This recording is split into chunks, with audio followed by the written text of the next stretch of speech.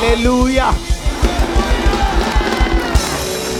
Congratulation church, आपका विश्वास बड़ा है, आपकी ब्लेसिंग भी बड़ी होगी। आपका विश्वास बहुत बड़ा है, आपकी ब्लेसिंग भी बहुत बड़ी होगी। आमीन। मेरे को ऊंचे आसमान पे चाहिए। 45 डिग्री तापमान में इकट्ठे होना, ये अपने आप में जीत है। आप जीत चुके हो। वो बात अलग है कि आने वाले सालों में जो मेन चर्चेस को गर्मी नहीं लगेगी, हम एसी हॉल्स में होंगे, लेकिन कोई ये नहीं कह सकता कि ये एसी हॉल में जन्मी हुई चर्च है। मुझे 20 साल हो गए हैं परमेश्वर में, और हर गर्मियां मैंने ऐसे ही बिताई हैं। तो बहुत लंबे समय के बाद, ताकि लोगों में एक गवाही हो सके, चर्चिस के लिए एक गवाही हो सके, नई सेवकाइयों के लिए एक गवाही हो सके कि अगर तुम्हारी लाइफ में परमेश्वर है, अगर तुम्हारी लाइफ में मसा है, तुम्हारे प्रचार में पवित्र आत्मा की प्रेजेंस है, तो टेम्परेचर चाहे 45 हो, चाहे -2 हो, लोग तुम्हारी चर्च में रहेंगे। ओ आमीन। ऊंचा चाहिए चर्च। बाइबल कहती है अज्ञानता के कारण मेरे लोग नाश होते हैं। और जब परमेश्वर आपको ज्ञान देता है, और ज्ञान का आत्मा जिसे परमेश्वर ने अपने लोगों के अंदर दिया है, जब आप उसकी बातों को सुनते हैं, आपका बदलाव निश्चित होता है। चाहे आपके घरों में हो, चाहे आपके फाइनेंस में हो, चाहे आपकी सेवकाई हो, चाहे आपकी लाइफ हो, चाहे आपकी मैरिज हो।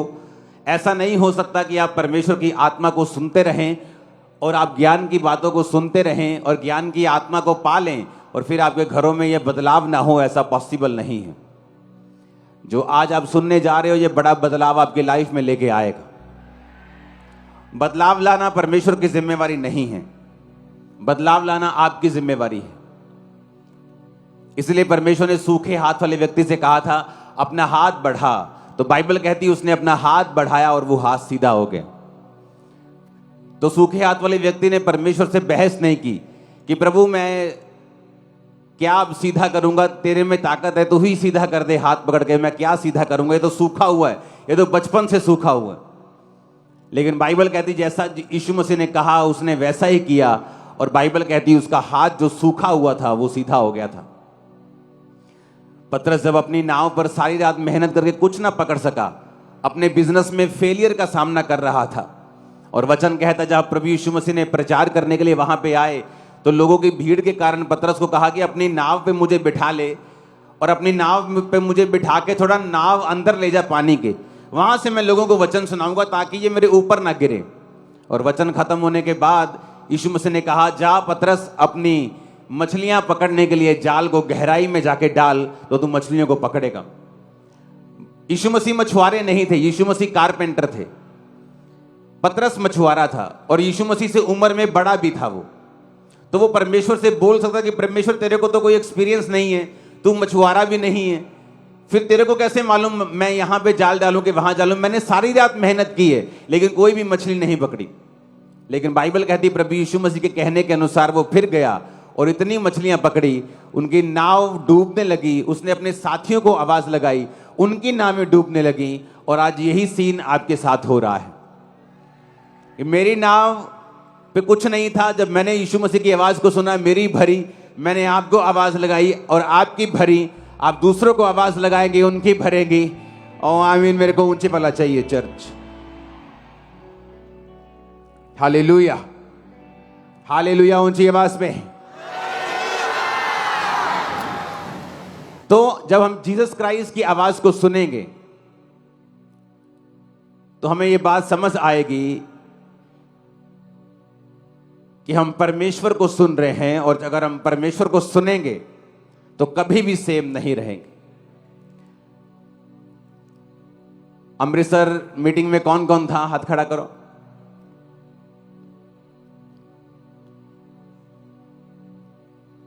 एक वीडियो जो मैंने आपको अमृतसर में दिखाई थी, जो धरती वाली, अगर वो वीडियो अवेलेबल है तो जल्दी उसे ऑन करेंगे जरा। वो आज के वचन का हिस्सा नहीं थी इसलिए शायद टाइम लग जाए, लेकिन मैं चाहता हूं कि आप उसे देखें। तो जब तक वो वीडियो ऑन होगी आप मेरी बात को ध्यान से समझना। ओके, ये हमारी धरती है। हाँ,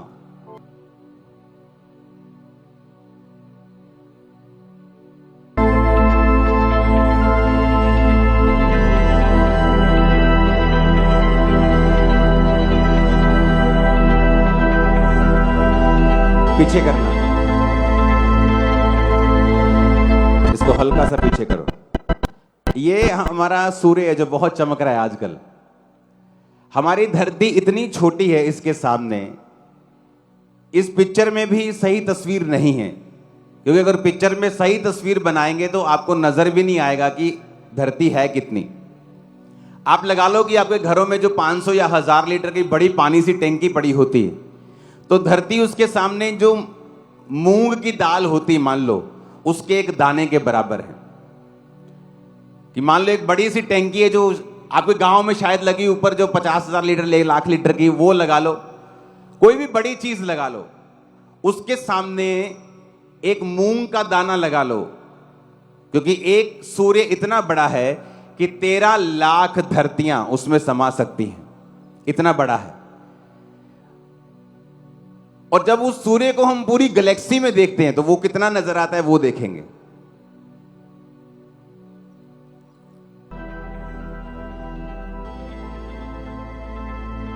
ये धरती आ गई छोटी सी, फिर ओ छोटी सी।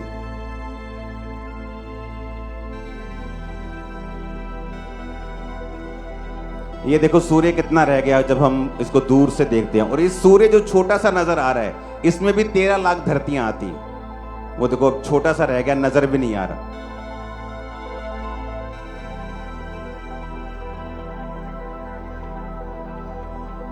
और ऐसे करोड़ों खरबों तारे हैं सूर्य के जैसे, स्टार हैं सूर्य के जैसे, और ये गैलेक्सियां बनती हैं। ऐसी लाखों करोड़ों गैलेक्सीज के बाद पता नहीं क्या क्या बनता है, फिर यूनिवर्स बनता है। मैं साइंस का स्टूडेंट नहीं हूं, लेकिन मुझे मालूम है। और इतना बड़ा परमेश्वर जिसने ग्रह ऐसे बनाए हैं, प्लैनेट्स ऐसे बनाए हैं जो पूरी तरह से डायमंड के बने हुए हैं। अगर वो डायमंड का ग्रह बेच दिया जाए तो इतना पैसा इकट्ठा होगा, $100 की ढेरियां इतनी लगेंगी कि चंद्रमा तक ढेरियां पहुंच जाएंगी, इतनी ढेरियां लग जाएंगी पैसों की। ऐसा परमेश्वर जिसने सोना चांदी हीरों के ग्रह बना दिए हैं, और धरती जिसके लिए एक मूंग का दाना भी बड़ा हो जाएगा अगर हम उसे गैलेक्सी के सामने रखेंगे। जब गैलेक्सियां इकट्ठी होंगी तो मतलब धरती अगर एक पेन से डॉट भी लगा देंगे तो उससे भी छोटी नजर आएगी। आपको लगता है कि इस धरती के लिए, इस धरती के राज के लिए परमेश्वर लड़ेगा? इसलिए परमेश्वर ने कहा था मेरा राज यहां का नहीं है, मेरा राज वहां का है। मुझे छोटा परमेश्वर मत बनाओ, मैं बहुत बड़ा हूं, तुम्हारी सोच से परे हूं। हालेलुया। तो प्रॉब्लम यह है कि जब अनपढ़ता और अज्ञानता इकट्ठी हो जाती है तो वो ऐसी बातें करती है कि क्रिश्चियन लोग लड़ाई करना चाहते हैं, क्रिश्चियन लोग क्रूसेड करना चाहते हैं। क्रूसेड शब्द में कुछ भी गलत नहीं है, क्योंकि क्रूसेड का मतलब है, जैसे इफिसियां 6 उसकी 10 से 19 आयत हम पढ़ेंगे, इसमें लिखा है इसलिए प्रभु में और उसकी शक्ति के प्रभाव में बलवंत बनो, परमेश्वर के सारे हथियार बांध लो कि तुम शैतान की युक्तियों के सामने खड़े रह सको। क्योंकि हमारा यह मल्ल युद्ध लहू और मांस से नहीं, परंतु प्रधानों और अधिकारियों और उस संसार के अंधकार के हाकिम से और उस दुष्टता की आत्मिक सेनाओं से है जो आकाश में है। क्रूसेड का मतलब अगर हम गूगल पे आप भरेंगे, किसी भी जगह पे सर्च इंजन पे आप सर्च करेंगे तो उसमें लिखा a long and determined attempt to achieve change और stop something because of your strong believe. कहता है एक ऐसी अटेम्प्ट को क्या बोलते हैं हिंदी में? हाँ, ट्राई करना, जैसे अटेम्प्ट करना, ट्राई करना, काम करना, कुछ ऐसा काम बार बार करना, अटेम्प्ट करना, कुछ चीजों को अचीव करने के लिए अपने स्ट्रॉन्ग बिलीफ के कारण, अपने विश्वास के कारण। अब कई बार आप चैनल पे देखते हो, वहां पे लिखा होता है कि इस संडे बैटल होगी भारत और पाकिस्तान के बीच, लड़ाई होगी। क्यों? मैच में, क्रिकेट मैच में। लेकिन क्या होता है वहां पे? The battle between India and Pakistan लिखा होता है कि नहीं लिखा होता? इसका मतलब क्या? तोपगोलों के साथ लड़ाई होने वाली? परमाणु बम्बों के साथ लड़ाई होने वाली? नहीं। क्रिकेट में क्या होने वाली है? लड़ाई होने वाली है। और अगर कोई अनपढ़ बंदा टीवी देख रहा हो उस समय बोले, कमेंट्री सुन के कि ओ कह रहे जी भारत पाकिस्तान में लड़ाई होने वाली है जी, चलो चलो तैयारियां कर लो, चक लो चक लो चक लो, सारे तलवारें चक लो। अरे बेवकूफ, वो लड़ाई भारत और पाकिस्तान की क्रिकेट में होने वाली है। अब यह समझने की जरूरत है कि जो बाइबल लड़ाई की बात कर रही है वो किससे कर रही है? उसने कहा प्रभु के सारे हथियार बांध लो। इसमें तलवारों की बात नहीं हो रही। कहता क्योंकि हमारा मल्ल युद्ध लहू और मांस से नहीं है। अगर लहू और मांस से युद्ध ही नहीं है तो फिर प्रॉब्लम किस चीज की है? अब इंग्लिश का एक शब्द है क्रूसेड, हिंदी का शब्द है लड़ाई। उसे आप किसी भी तरीके से इस्तेमाल कर सकते हो। जब किसी का मैच होता है वो भी कहता है युद्ध होने वाला है, the battle between India and Pakistan. तो अगर किसी बंदे ने इसको गलत तरीके से इस शब्द को इस्तेमाल किया है, इसका मतलब यह नहीं है कि फ्यूचर में कोई अच्छा व्यक्ति इस शब्द का इस्तेमाल नहीं कर सकता। हालेलुया। क्रूसेड का मतलब है अपने बिलीफ के कारण कुछ अटेम्प्ट करना। क्या अटेम्प्ट करना? कि आत्मिक युद्ध करना। कौन सा आत्मिक युद्ध? बीमारियों के खिलाफ, पाप के खिलाफ, व्यभिचार के खिलाफ, नशों के खिलाफ, अज्ञानता के खिलाफ, अनपढ़ता के खिलाफ, शैतान के खिलाफ, जिनका हेड ऑफिस बाइबल कहती है आसमान में है। और परमेश्वर ने हथियार बताए। कौन से हथियार हैं? कहते हैं इसलिए परमेश्वर के सारे हथियार बांध लो कि तुम बुरे दिनों का सामना कर सको और सब कुछ पूरा करके स्थिर रह सको। अब आगे हथियार लिखे हैं। कहता सत्य से अपनी कमर को कस लो, धार्मिकता की झिलम पहन लो, पांव में मेल के सुसमाचार की तैयारी के जूते पहन लो, इन सब के साथ विश्वास की ढाल लेकर स्थिर रहो। ये तो हमारे हथियार हैं। अगर ये लड़ाई शारीरिक होती, यीशु मसीह ने शारीरिक लड़ाई करने के लिए कहा होता तो हम लड़ते शारीरिक लड़ाई। किसी का भय, किसी का डर नहीं है।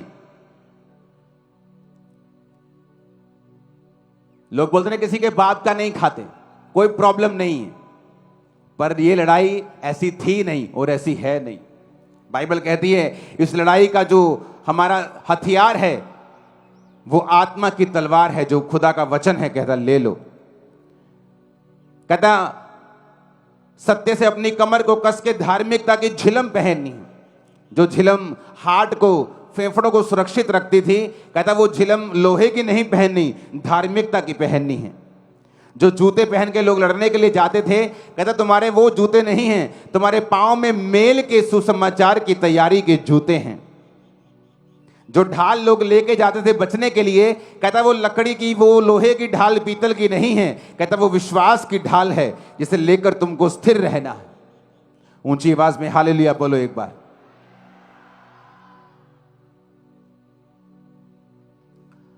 तो बाइबल कहती तुम्हारा ये युद्ध शारीरिक नहीं है। अगर ये बाइबल शारीरिक युद्ध करने को बोलती तो हम करते हैं, किसी का डर भय नहीं है। लेकिन बाइबल कहती है, यीशु मसीह ने कहा तुम्हारा ये युद्ध शारीरिक नहीं बल्कि आत्मिक है। एक व्यक्ति जो बार बार डाइवोर्स का सामना करता है, एक औरत जो बार बार डाइवोर्स का सामना करती है, बावजूद इसके कि वो सुंदर है, बावजूद इसके कि पढ़ी लिखी है, क्योंकि उसके परिवार में ये कर्ज फॉलो कर रहा है। हमारी लड़ाई उस कर्ज से है जो आत्मिक है, जो दिखता नहीं है। उस गरीबी के श्राप से है कि आप जितने मर्जी इंटेलिजेंट हो, फिर भी वो आपके परिवार को छोड़ के नहीं जाता। जब तक आप उसके खिलाफ युद्ध की घोषणा नहीं करते, जब तक आप तौबा नहीं करते, अंगीकार करने के लिए परमेश्वर के वचनों को मानते नहीं, जब तक आप परमेश्वर में सही नहीं चलते, तब तक आप वो युद्ध नहीं जीतते। इसलिए बाइबल में लिखा है, तुम्हारा युद्ध मांस और लहू के साथ नहीं है। कहता हर समय हर प्रकार से 18 आयत में लिखा, आत्मा में प्रार्थना और विनती करते रहो। यहां भी लड़ाई की बात नहीं हो रही। हमारी लड़ाई आत्मा में है, प्रार्थना करते हुए। इसलिए जागते रहो कि सब पवित्र लोगों के लिए लगातार विनती किया करो। आज सुबह जब मैं अपने प्रार्थना के रूम में था, प्रेयर माउंटेन में, तो मेरे को बहुत कम सपने आते हैं, आपको मालूम है, मैंने आपको बताया हुआ है। लेकिन जब मेरे को सपना आता है, उसका एक डेफिनेट मीनिंग होता है। जैसे बहुत से लोगों को बहुत सपने आते हैं।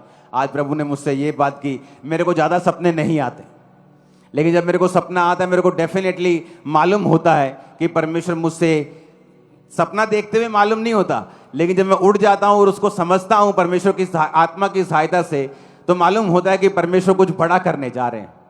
तो मैं सपने में क्या देख रहा हूँ, मैं उसको आपको पूरा नहीं बताऊंगा, क्योंकि एक मैसेज मेरे लिए है उसमें कि मुझे आने वाले समय में क्या करना है। तो एक जगह मैं वाइट गाड़ी लेके जा रहा हूँ, और वाइट गाड़ी में लेके जा रहा हूँ, और मैंने मन में सोचा है कि मेरा सफ़र लंबा है तो मुझे तेल भरवाना है। तो मैंने उस गाड़ी में तेल भरवाया, और उसके बाद एक जगह पे मैं गया हूँ, और उसके बाद परमेश्वर ने मुझे कहीं और भेजा, और फिर वापस लेके आया। और जब वापस आया तो मैंने दोबारा तेल भरवाया गाड़ी में। और गाड़ी में तेल भरवाते, मैं आपको शॉर्टकट बता रहा हूँ, पूरा नहीं बता रहा हूँ। कुछ चीज़ें मेरे लिए हैं, कुछ आपके लिए। तो जब मैं उस गाड़ी में तेल भरवा रहा हूँ, तो मैंने दूसरी बार भरवा दी, और मैंने कहा परमेश्वर, ये परमेश्वर नहीं, मैं अपने आप सोच रहा हूँ कि मैंने गाड़ी में दूसरी बार तेल क्यों भरवा दिया है। पहले भरा तो हुआ था, मैं गया ही नहीं कहीं भरवा के। तो दूसरी बार तेल भरवा दिया, और गाड़ी जो है वो भारी हो गई। तो उसमें डबल तेल है गाड़ी में। तो जब मैं सुबह उठा, और मैंने सपना समझने की कोशिश नहीं की, लेकिन मैंने बाद में याद आया मुझे, मैंने सपना देखा है।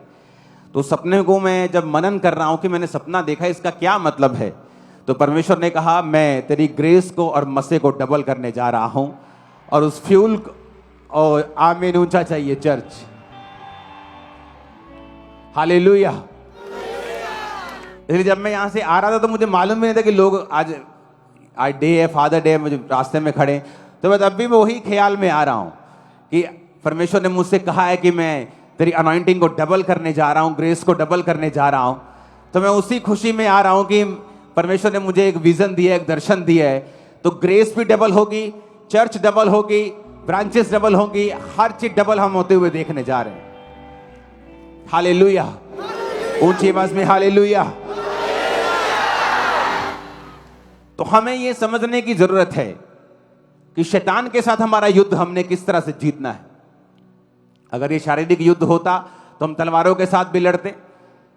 इंडिया में, दुनिया में 400 करोड़ लोग मसीह में हैं। अगर उन्हें युद्ध करना होता तो कब का कर चुके होते। और अगर किसी व्यक्ति ने, किसी क्रिश्चियन ने क्रूसेड नाम के साथ शारीरिक युद्ध किया है, तो ये उनकी मिस्टेक है। अगर इजराइल आज युद्ध कर रहा है तो आपको क्या लगता है कि परमेश्वर इजराइल के उस युद्ध के साथ है? बिल्कुल नहीं। अगर आज कोई देश दूसरे देश के खिलाफ युद्ध कर रहा है और वो देश क्रिश्चियन है, तो इसका मतलब यह नहीं कि परमेश्वर उसके साथ है। हालेलुया। लोग क्रिश्चियन होकर भी परमेश्वर के वचन पे नहीं चलते किसी भी तरह से। वो हर तरह का कई बार पाप भी करते हैं, लेकिन उसका असर उनकी लाइफ पे भी होगा। बाइबल कहती है अंत के दिनों में न्याय भी होगा, ऊपर जाकर भी न्याय होगा, धरती पर भी न्याय होगा। तो ये तो बात पक्की है। यूहन्ना 11 उसकी 1 से 5 आयत में लिखा है, मरियम और उसकी बहन मार्था के गांव बैतनिया का लाजर नामक एक मनुष्य बहुत बीमार था। वहां ये वही मरियम थी जिसने प्रभु पर इत्र डालकर उसके पांव को अपने बालों से पोंछा था। इसी का भाई लाजर बीमार था। अतः उसकी बहनों ने उसे कहला भेजा, हे प्रभु देख, जिससे तू प्रीति रखता है वह बीमार है। अगर आप इस वचन को ध्यान से पढ़ें तो आपको ये मालूम होगा कि यीशु मसीह को मालूम होता है कि एक लाजर नाम का उसका एक मित्र बीमार है। तो ये कोई नई फैमिली नहीं थी, ये यीशु मसीह को जानने वाली फैमिली थी। ये जो दोनों बहनें थी, मरियम और मार्था, इन्होंने परमेश्वर के सामने इनका इनकाउंटर हुआ था, आमना सामना हुआ था। परमेश्वर के सामने ये गई थी, अपने पापों से इन्होंने मन फिराया था और अपने जीवन में यीशु मसीह को अपनाया था। तो इस फैमिली को जीसस क्राइस्ट बड़ी अच्छी तरह से जानते थे। अगर आप मत्ती की पुस्तक में पढ़ेंगे तो बाइबल कहती कई बार जीसस क्राइस्ट पूरी दिन प्रचार करके लिखा वो बैतनिया को चला गया और रात वहां बिताई। वो रात कहां बिताई? वो इसी लाजर के घर में परमेश्वर ने रात बिताई थी। ये वो फैमिली थी जहां प्रभु यीशु मसीह आते जाते थे। ये वो फैमिली थी जहां प्रभु यीशु मसीह जिनको जानते थे, लाजर को अपना मित्र कहते थे, उसकी बहनों ने तौबा की थी, अपने आंसुओं से, अपने बालों से यीशु मसीह के पांव को पोंछा था, यानी तौबा करके अपने आंसुओं के साथ पापों से मन फिराया था। तो ये फैमिली जीसस क्राइस्ट को बड़ी अच्छी तरह से जानती थी। अगर आप गूगल पे सर्च करेंगे आपको मालूम होगा, अगर एक देश में 30 लाख लोग हैं, जिस टाइम जीसस क्राइस्ट इजराइल में जिस समय में थे 2000 साल पहले, तो अगर आप मोटी मोटी स्टडी करें तो आपको अलग अलग आंकड़े आते हैं, लेकिन हम मोस्टली जो कॉमन आंकड़ा आता है वहां की पॉपुलेशन का, वो 30 लाख थी। उस समय जीसस क्राइस्ट के समय मान लो जे अगर इजराइल की पॉपुलेशन 30 लाख थी टोटल, तो 1000 बंदा अगर किसी देश में हो तो एक साल में 1000 में से 10 बंदों की मौत हो जाती है। कुछ बंदे अपनी उम्र पूरी कर लेते हैं, कुछ बुजुर्गों के मर जाते हैं, कुछ समय से पहले मर जाते हैं, बीमार होकर मर जाते हैं। तो एवरेज किसी देश में 10 है, किसी देश में 12 है, किसी देश में 5 भी हैं। अगर मान लो हम 5 सबसे कम एवरेज इजराइल के लिए लगाएं कि 1000 में से 5 लोग जो हैं वो मर जाते हैं, तो 30 लाख की अगर आप एवरेज निकाल लें तो आपको 15,000 मनुष्य होंगे जो हर साल इजराइल में मरते थे। कितने कितने हजार? 15,000। तो लेकिन बाइबल कहती है कि जब यीशु मसीह ने, अगर आप मुर्दों को जिंदा, कितने मुर्दों को जिंदा किया? उसने नाइन नामक एक जगह पे एक विधवा के बेटे को चंगा किया, उसने लाजर को जो 4 दिन से मुर्दा था उसको जिंदा किया। लेकिन उस देश में जो हर साल लोग मरते थे वो 15,000 थे। क्या परमेश्वर यीशु मसीह ने 15,000 को चंगा किया? क्या यीशु मसीह ने 15,000 को जिंदा कर दिया? नहीं किया। क्या यीशु मसीह में ताकत नहीं थी कि वो 15,000 को जिंदा कर देते? पूरी ताकत थी। लेकिन वचन ये कहता है कि जो परिवार तौबा कर चुका था, जीसस क्राइस्ट ने उस परिवार में जाके मुर्दे को जिंदा किया। जब कभी आपके परिवार में एक जन तौबा करता है, चाहे वो आप हो, चाहे आपकी माता जी हो, आपके पिताजी हो, आपके परिवार का कोई भी मेंबर हो, आपके परिवार में जब तौबा की जाती है और आप जीसस क्राइस्ट को एक्सेप्ट करते हैं, तो आप ये बात याद रख लें कि आने वाले समय में एक बड़ी मौत आपके घर से जाने वाली है और एक बड़ी जिंदगी आपके घराने में प्रवेश करने वाली है। उस इलाके में जो हर साल 15,000 लोग मरते थे एवरेज, लेकिन बाइबल कहती है जीसस क्राइस्ट ने लाजर को जिंदा किया। क्यों? क्योंकि लाजर का परिवार जो था वो परमेश्वर में डेडिकेट हो चुका था, परमेश्वर में मन फिरा चुका था, परमेश्वर के अधीन आ चुका था और अपने पापों की तौबा कर चुका था। मैं आपको फिर बताता हूं, आपकी लाइफ के बिगेस्ट चमत्कार की शुरुआत उस दिन हो जाती है जिस दिन आप तौबा कर लेते हैं। शैतान आपको मालूम क्यों तौबा से इतनी नफरत करता है, क्यों वो पापों से मन फिराने की इतनी नफरत करता है। अब यहां पे जब मरियम यीशु मसीह के पांवों को पोंछ रही होगी, जब वो मार्था और मरियम तौबा कर रही होंगी, उन्हें नहीं मालूम होगा उस समय कि आने वाले समय में एक बड़ा मिरेकल मेरे परिवार में होगा, आने वाले समय में एक बड़ा चमत्कार हमारे घर में हमारे भाई के साथ ही हो जाएगा, या परमेश्वर हमारे आंसुओं को पोंछ देगा। उन्हें नहीं मालूम होगा। उन्होंने सिर्फ वचन को सुना, देखा जीसस क्राइस्ट को लंगड़े चलाते हुए, जीसस क्राइस्ट को अंधों को आंखें देते हुए, मुर्दों को जिलाते हुए, और तौबा कर ली। इसलिए मैं कह रहा हूं, अगर आपने तौबा कर ली है और आप जीसस में चल रहे हैं, एक बड़ा हाथ खुदा का देखने के लिए तैयार हो जाओ। एक बड़ा हाथ तुम्हारे घरों के अंदर, एक बड़ा हाथ तुम्हारे फाइनेंस के ऊपर, एक बड़ा हाथ तुम्हारी मिनिस्ट्री, तुम्हारी लाइफ के ऊपर, बच्चों के ऊपर, एक बड़ा हाथ यीशु मसीह के नाम में तुम्हारी जिंदगी के ऊपर देखने के लिए तैयार हो जाओ। तुम्हें आज महसूस नहीं होगा जिस तरह मुझे 2004 में महसूस नहीं हुआ था, जिस दिन मैंने तौबा की थी कि आने वाले समय में ऐसी ग्लोरियस लाइफ परमेश्वर मुझे देगा, लेकिन वो तौबा की और आज मैं उस तौबा को जानता हूं कि उस तौबा के कारण परमेश्वर ने कैसी जिंदगी मुझे दी है। आज जो तौबा कर रहे हैं और तौबा कर चुके हैं, यीशु मसीह के नाम में उसका हाथ आपकी जिंदगी के ऊपर आ रहा है। यीशु मसीह के नाम में उसका हाथ आपके परिवारों के ऊपर आ रहा है। यीशु मसीह के नाम में उसका हाथ आपके फाइनेंस के ऊपर आ रहा है। आमीन। मेरे को ऊंचे वाला चाहिए, ऊंचे वाला और ऊंचे वाला और ऊंचे वाला। तब मालूम नहीं होगा, मरियम मार्था को बिल्कुल मालूम नहीं होगा। तब उन्हें लगता होगा कि हाय ये तो तौबा तो कर ली है पर बड़ी बोरिंग लाइफ हो गई है। पहले तुम लड़कों के साथ घूमती थी, अब तो हम किसी के साथ नहीं घूमती। पहले एंजॉय ऐश करती थी, अब हम कुछ नहीं करती। अब तो लाइफ बड़ी बोरिंग बोरिंग सी लगती है। लेकिन परमेश्वर की लाइफ बोरिंग लाइफ नहीं है। वो आने वाली मृत्यु से आपको बचा रहा है, आने वाली डिसअपॉइंटमेंट से, निराशाओं से आपको बचा रहा है, आने वाले श्रापों से वो आपको बचा रहा है। आप और आपका परिवार कहीं अधिक और अत्याधिक आशीषित होने वाले हैं। ऐसे आशीषित होने वाले कि लोग आपको झूठ समझेंगे जब आप आशीष की गवाही देंगे। ये भविष्यवाणी के शब्द जो आप और उन लोगों के ऊपर जो तौबा कर चुके परमेश्वर का आत्मा जो रिलीज करता है। आमीन। मेरे को ऊंचे वाला चाहिए चल। उसने कहा तेरा मित्र बीमार है परमेश्वर। उसने बहनों से कहला भेजा, हे प्रभु देख, जिससे तू प्यार करता है वो बीमार है। यीशु ने कहा यह बीमारी मृत्यु की नहीं परंतु प्रभु की महिमा के लिए, कि उसके द्वारा परमेश्वर के पुत्र की महिमा हो। यीशु मरियम, मार्था और लाजर से प्रेम रखते थे। आपको नहीं मालूम, आप तौबा कर चुके हैं। जो लोग बपतिस्मा ले चुके हैं, जो लोग तौबा कर चुके हैं, जीसस को अपना उद्धारकर्ता ग्रहण करके गंदे कामों को छोड़ चुके हैं, आप नहीं जानते आने वाले समय में कौन सा बड़ा मिरेकल आपका वेट कर रहा है। और वो सबका वेट नहीं कर रहा। कहते अगर खुदा जिंदा है तो हॉस्पिटल में लोग क्यों मर रहे हैं? जब खुदा धरती में था तब भी उस देश में लोग मर रहे थे। वो लोग नहीं मरे जिसने उन पे विश्वास किया, वो लोग नहीं मरे जिन्होंने तौबा की, वो लोग नहीं मरे जिन्होंने अपने बालों से यीशु के पांव को धो दिया और माफी मांग ली और पापों से मन फिरा लिया। वो ना मरे, उनका परिवार नहीं मरा। ना आप मरेंगे ना आपका परिवार मरेगा, यीशु मसीह के नाम में। अरे यीशु कहाँ है? अगर ये खुदा जिंदा है तो फिर लोग क्यों मर रहे हैं? हॉस्पिटल में लोग दुखी क्यों हैं? कहाँ है खुदा तू? अगर तू है तो फिर लोग भिखारी बन के क्यों जी रहे हैं? तो ये तो यीशु मसीह के जमाने में भी था। उसके जमाने में भी अंधे लोग अपना सर्टिफिकेट, कपड़ों का सर्टिफिकेट रख के बैठते थे और उनको भीख देते थे लोग कि ये सरकार के द्वारा सर्टिफाइड भिखारी हैं। लेकिन जो भिखारी ये कह देता था कि हे यीशु नासरी, हे दाऊद की संतान, मुझ पे दया कर, उस पे दया होती थी, उसकी आंखें भी खुलती थी। इसलिए मैंने कहा जो तौबा करेगा और जो विश्वास करेगा। आज क्यों शैतान को आग लगती है जब प्रचार किया जाता है? क्यों शैतान को आग लगती है जब तौबा का प्रचार किया जाता है?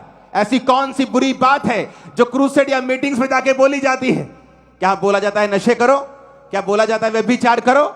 ये बोला जाता है अपने माता और पिता की आज्ञा करो, अपने देश के हुक्मों का पालन करो, बाइबल के हुक्मों का पालन करो, नशे छोड़ो, व्यभिचार छोड़ो, कपड़े पूरे डालो, नंगापन ना करो। क्या ये बुरी बात है? ये शैतान के लिए बुरी बात है। उसी को आग लगती है। जब कोई इस प्रचार के खिलाफ खड़ा होगा तो समझ लेना वो शैतान का आत्मा उसके अंदर है, परमेश्वर का आत्मा नहीं है उसके अंदर। हालेलुया। कौन सी ये बुरी बात है ये कहना कि जाओ और मन फिराओ, जाओ और मन फिराओ, जाओ और तौबा करो, जाओ और अपने बॉयफ्रेंड गर्लफ्रेंड को छोड़ के परमेश्वर के पीछे लग जाओ, जाओ और चोरियां छोड़ दो, कुंडियां लगाना छोड़ दो, बिजली चोरी करना छोड़ दो। लेकिन शैतान को बुरा लगता है। क्यों? क्योंकि शैतान को मालूम है जिस दिन एक व्यक्ति तौबा कर लेता है उस दिन वो मिरेकल का वो बीज अपने अंदर डाल लेता है और एक दिन वो मिरेकल का बीज पेड़ बन जाता है। वो मिरेकल आपके पति के साथ होना है या आपकी बेटी के साथ होना है या आपके फाइनेंस के साथ होना है, ये परमेश्वर जानता है। हर एक लाइफ में उसकी योजना अलग है, लेकिन बीज एक ही है। जिस दिन आप तौबा कर लेते हैं, जिस दिन आप प्रभु को अपना उद्धारकर्ता ग्रहण कर लेते हैं, उस दिन आप बीज ग्रहण कर लेते हैं बड़े मिरेकल का। एक बड़ा मिरेकल का बीज आपके अंदर है। यीशु के नाम में पेड़ बन जाएगा वो, यीशु के नाम में बड़ा पेड़ बन जाएगा वो, यीशु के नाम में बड़ा पेड़ बन जाएगा। उसकी डालियां और उसके पत्ते इतने गहरे होंगे कि लोग उस पेड़ के नीचे बसेरा करेंगे। लोग आपके कारण तौबा करेंगे, आपकी गवाही को देखते हुए, उस मिरेकल को देख के तौबा करेंगे जो खुदावंद आपको देने वाला है। आमीन। मेरे को ऊंचे वाला चाहिए चर्च। ऊंचे वाला चाहिए चर्च। हालेलुया, हालेलुया, ऊंची आवाज में हालेलुया बोलो। इसलिए शैतान को आग लगती है। आपको लगता है कि सिंपल सा प्रचार, तौबा का प्रचार, शैतान को क्यों आग लगती है? उसको आग उस प्रचार से नहीं लगती। उसको पता है एक बार बंदा तौबा कर लेगा तो इसके अंदर चमत्कार का बीज चला जाएगा। यीशु मसीह आज नहीं तो कल, परसों, नरसों, कभी तो उसको छुएंगे और एक बड़ा मिरेकल करेंगे। जीसस ने कहा, उसकी बहनों ने कहा, प्रभु तेरा मित्र बीमार है। जीसस जानबूझ के लिखा और रुक गए और लाजर को मरने दिया। कई बार आप प्रभु को कहते हैं मैंने तौबा कर ली है, मुझे वीजा चाहिए। कई बार परमेश्वर सोचता है कि वीजा लेके जहां तू 2 लाख की नौकरी करने जा रहा है, मैं इसी देश में तुझे 20 लाख दूंगा। वो वीजा नहीं देता। कई बार वो अपनी मर्जी पूरी करता है। आपको बिलीव करना है, बिलीव करना है। इसलिए वो बहन आई, जब यीशु मसीह आए मरने के बाद लाजर के, बहन आगे पांव बेकर गई, यीशु को बोला काश तू यहां होता तो मेरा भाई ना मरता। जीसस ने कहा अगर तू अब भी विश्वास करेगी तो खुदा की महिमा को देखेगी, क्योंकि ये बीमारी मृत्यु की नहीं, खुदा की महिमा के लिए है। ए लाजर बाहर आ जा। लिखा लाजर बंधा हुआ बाहर आया और जीसस ने कहा इसे खोल दो, क्योंकि ये चंगा हो चुका है। 4 दिन का मुर्दा बाहर आ गया। वो बातें जो असंभव हैं यीशु के नाम में आपकी लाइफ में संभव हो जाएंगी। वो बातें जो आपके परिवार के लिए इम्पॉसिबल है यीशु के नाम में पॉसिबल हो जाएंगे। यीशु मसीह के नाम में पॉसिबल होंगी वो चीजें। आमीन। मेरे को ऊंचे वाला चाहिए चर्च। Hallelujah, hallelujah. हमें लगता है क्या हो गया, ऐसा क्या हो गया कि मरियम ने, मार्था ने जीसस क्राइस्ट के पांव को आंसुओं से भिगोकर साफ कर दिया, तौबा कर ली। क्या फर्क पड़ता है? हालेलुया। मुझे आज भी याद है जब मैं अपने स्पिरिचुअल फादर, जब वो धरती पे थे, उनसे मिलता था, तो जब वो मुझे मिलते थे मैं उनके पांव पर गिर पड़ता था। तो लोग, उसकी टीम बड़ी हैरान होती कि ये कौन है। उन्हें मालूम नहीं था कि मैं एक बहुत बड़ी चर्च का पास हूं। तब भी मेरे लोग में हजारों लोग आते थे। तो मुझे मालूम था कि जब हम अपने आप को अधीन करेंगे, हम अपने आप को दीन करेंगे, हम तौबा करेंगे, यीशु के करीब जाएंगे, एक बड़ा मिरेकल जन्म लेगा हमारे अंदर से, एक बड़ा चमत्कार जन्म लेगा हमारे अंदर से। कभी मैंने किसी की परवाह नहीं की, लोग क्या कहेंगे परवाह नहीं की। हालेलुया। क्योंकि आपकी अनपढ़ता है, जो आपकी अज्ञानता है, उसे आप हैंडल करें खुद। एक पढ़ा लिखा जानता है वो क्या कर रहा है। एक क्रिश्चियन जानता है जब वो क्रूसेड लिख रहा है वो किस धर्म युद्ध की बात कर रहा है। वो बीमारियों के खिलाफ युद्ध की बात कर रहा है, वो शैतान के खिलाफ युद्ध की बात कर रहा है, वो एक ऐसी लड़ाई की बात कर रहा है जो आत्मिक है। कई बार मैं अपने स्पिरिचुअल सन्स को बोलता हूं क्रूसेड शब्द मत लगाओ। कहते क्यों? मैंने कहा इसलिए नहीं, क्योंकि एक अनपढ़ व्यक्ति अपने जैसे 10 लोगों को बताएगा, उनको तुम्हारा प्रचार नहीं मालूम कि यह आत्मिक युद्ध है, तो वो उसको मिसयूज करेगा 10 लोगों को। इसलिए कई बार क्रूसेड शब्द का हम यूज नहीं करते। लेकिन बाइबल कहती है यह बिब्लिकल शब्द है, लेकिन किसी धर्म के खिलाफ नहीं। अगर अंग्रेजों ने, किसी क्रिश्चियंस ने मुस्लिम के खिलाफ ही यूज किया तो वो रॉन्ग किया, क्योंकि वो लड़ाई शब्द उस चीज के लिए नहीं बना। लड़ाई शब्द बना है, फाइट शब्द बना है, जो बिब्लिकल फाइट है वो है शैतान के खिलाफ। फिर से पढ़ेंगे उस वचन को, ईसाई 6:12, क्योंकि हमारा यह मल्ल युद्ध लहू और मांस से नहीं है। बोलो, लहू और मांस से नहीं, इंसानों से नहीं। फिर से बोलो ऊंची आवाज में, किसी संस्था से नहीं, किसी धार्मिक व्यक्ति से नहीं, किसी धर्म के खिलाफ नहीं। लेकिन कहता परंतु प्रधानों से, अधिकारियों से। कौन से प्रधान की बात कर रहा है? संसार के अंधकार के हाकिम और दुष्ट की आत्मिक सेनाओं से। कहता आत्मिक सेना जो आकाश में है। हमारा युद्ध उनके साथ है, इन लोगों के साथ नहीं। ये लोग आप में अविश्वास नहीं भर सकते। शैतान है जो आपके अंदर नेगेटिव विचारों के साथ आता है। ये लोग व्यभिचार नहीं भर सकते। शैतान है जो आपके अंदर डाउट डालकर व्यभिचार को डालने की कोशिश करता है। तो हमारा युद्ध किसी इंसान के साथ नहीं, उस शैतान के साथ है जो आपके विश्वास के खिलाफ काम करता है, जो वचन के खिलाफ काम करता है। अपने पड़ोसी को बोलो तौबा कर। फिर से बोलो अपने पड़ोसी को। बाइबल कहती है यीशु मसीह ने जब प्रीच करना शुरू किया तो क्या कहा? उसने कहा मन फिराओ क्योंकि परमेश्वर का राज्य निकट है। जब दुनिया राज की बात करती है, वो सोचती है हमारा एक राजा होगा या हमारा एक प्रधानमंत्री होगा।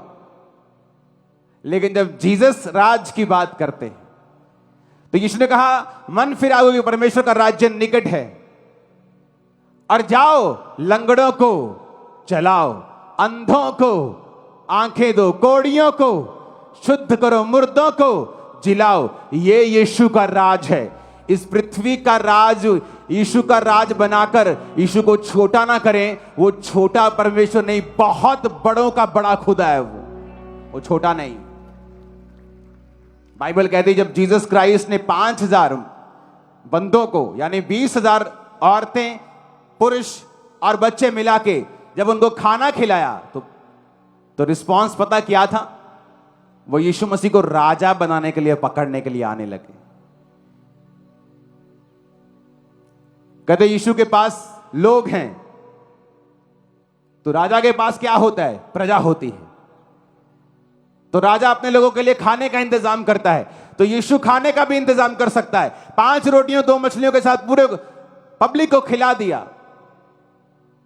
तो ये एक परफेक्ट राजा है। लोग इसकी बात सुनते हैं।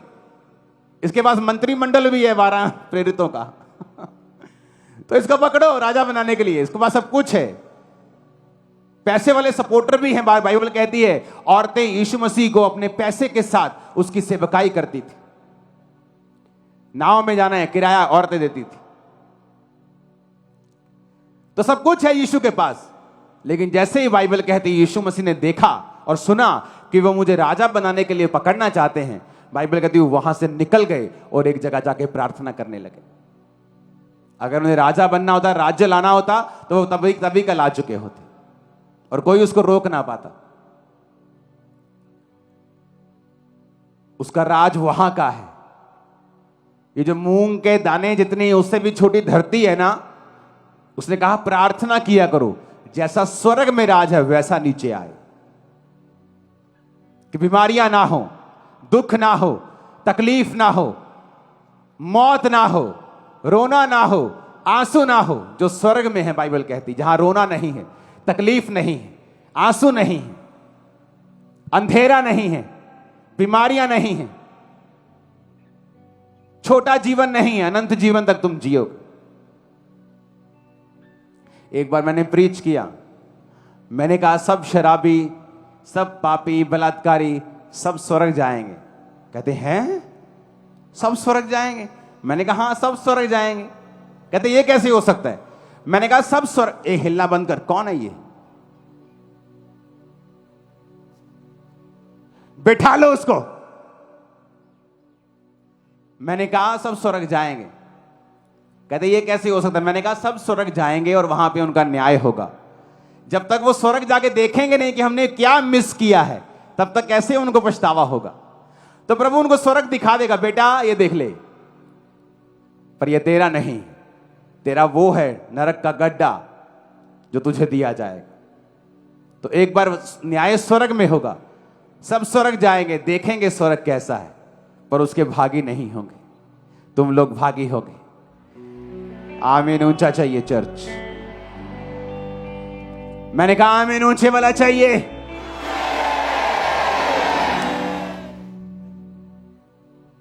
एक बार एक सिस्टर बहुत निराश थी क्योंकि उसका वीजा नहीं लग रहा था। तो मैंने उससे कहा कि तुम क्रिश्चियन हो? कहती हां। मैंने कहा अगर क्रिश्चियन होने के बाद साल्वेशन का आनंद उद्धार का आनंद अगर तुम्हारे हृदय में नहीं है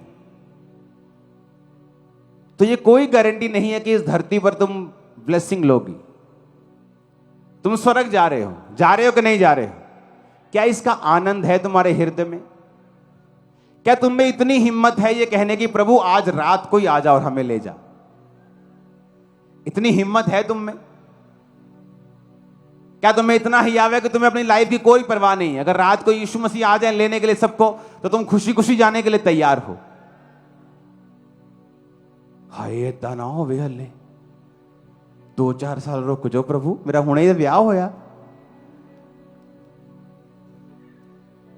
तो अगर जीसस देखते हैं कि अगर आप में उद्धार का आनंद ही नहीं है, तो क्या गारंटी है कि वीजा पाने के बाद भी तुम आनंदित होगी? तुम स्वर्ग जा रही हो, उद्धार का आनंद तुम्हारी लाइफ में नहीं, क्या गारंटी है कि शादी के बाद तुम आनंदित हो जाओगी? नौकरी पाने के बाद तुम आनंदित हो जाओगे? पैसा आने के बाद तुम आनंदित हो जाओ? क्या गारंटी? कोई गारंटी नहीं। लेकिन जो उद्धार पाने के बाद आनंदित है कि मैं सबसे बड़ी बरकत पा चुका हूं, तौबा कर चुका हूं, बाइबल गारंटी देती है इस दुनिया का कोई भी सुख उसे मिले बिना रहेगा नहीं, और वो अपने आप तुम्हारे पास आएगा। कैमरामैन हिलना बंद करो, बैठ जाओ, स्टिल कैमरा। कितने मेरी बात को समझ रहे हैं? अगर उद्धार का आनंद ही नहीं है अंदर, आनंद क्यों नहीं है? क्योंकि मेरे पास भी बड़ी सेवकाई होनी चाहिए। तुम बड़ी सेवकाई भी ले लोगे तब भी आनंदित नहीं रहोगे। अगर आज तुम आनंदित नहीं हो कि जीसस क्राइस्ट ने तुम्हें जीवन दिया है और तुम उसके बेटे बेटियां बन चुके हो, तुम कल भी आनंदित नहीं रहोगे जब तुम्हें कुछ मिल भी जाएगा। ये चीज मैंने प्रैक्टिकल सीखी है। प्रभु से नाराज हो के, प्रार्थना छोड़ के, फिर दोबारा प्रभु के पास आके तौबा करके, सब ड्रामे करके ऐसे देखें, कोई फायदा नहीं होता। सीधा चलेंगे, अगर आनंदित होकर चलेंगे, उसकी टाइमिंग पे भरोसा रखेंगे। उसने कहा everything will be added, add कर दी जाएगी।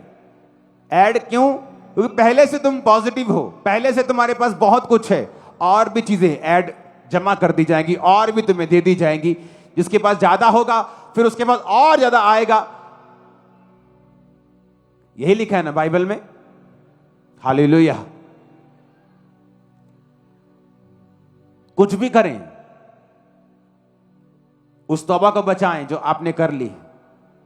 उसके लिए बाइक जाता है, गवाते हैं आपका बाप बोलता है, भाई बोलता है, ए तेरे को बाइक चलाने नहीं देंगे कि तू चर्च गया। तो वो बाइक जाता है, वो लाइफ जाती है, वो रिश्तेदार जाते हैं, जाने दो। क्योंकि जो आएगा सबको रिप्लेस कर देगा और बड़ा होगा। मुंह खुल भी जाएंगे, मुंह बंद भी हो जाएंगे। खुल जाएंगे शौक में और बंद हो जाएंगे वो भी शौक में। ये क्या हो रहा है इनकी लाइफ में। हालेलुया। उठाओ अपने हाथों को। Thank you Jesus. अगले हफ्ते आप प्रार्थना करें कि मौसम ठंडा हो और इससे कम गर्मी में हम चर्च में इकट्ठा हों। अपने हाथों को उठाओ, सब जन खड़े हो जाओ और याद रखो अगले संडे घोषणाएं होंगी और मिरेकल्स आपकी लाइफ में होंगे। हाथों को उठाओ और हिलाओ।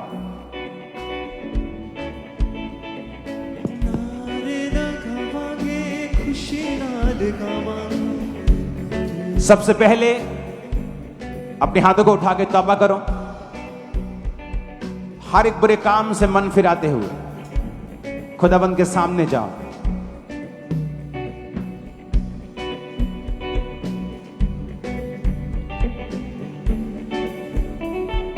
नारे लगावांगे, खुशी नारे गावांगे, हम भी यहोवा की सुनावांगे, सुनावांगे। नारे लगावांगे, खुशी नारे गावांगे, हम भी यहोवा की सुनावांगे, सुनावांगे। Hallelujah, hallelujah, hallelujah, hallelujah, hallelujah, hallelujah, hallelujah, hallelujah, hallelujah.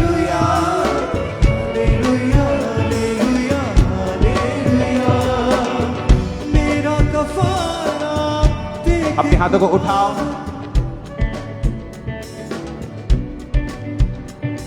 यीशु को बोलो मैंने तौबा कर ली है। फिर से बोलो, अब मैं तेरे स्पर्श को पाने के लिए तैयार हूं। जिन्होंने बपतिस्मा नहीं लिया, इस मीटिंग के बाद आप बपतिस्मा लेंगे, क्योंकि बिना बपतिस्मा के कोई भी तौबा नहीं है, कोई मन फिराना नहीं है। अपने हाथों को हिलाओ। Thank you Jesus.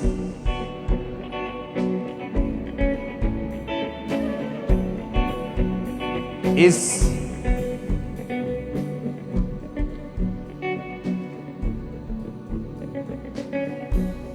आज बैप्टिज्म कोई मिस ना करे, क्योंकि अगले संडे उन घोषणाओं को, उन सामर्थ को अपने जीवन के अंदर प्रवेश करवाने से पहले आपकी लाइफ प्रभु के लिए खुली होनी चाहिए। अगर दरवाजा बंद है तो वो बाहर से चली जाएगी। तो वचन में लिखा है, जब आप तौबा करते हैं, आप रास्ता खोलते हैं परमेश्वर के लिए कि वो बड़ा कार्य आपकी लाइफ में करे। जिन घरों में मुर्दापन है, मैरिजेस में, लाइफ में, सेहत में, खुदाबंद उसे जीवित कर देंगे। अपने हाथों को उठा के आप वर्शिप करेंगे और वर्शिप के दौरान तौबा करेंगे। अपने हाथों को उठाकर थैंक यू जीसस बोलते हो।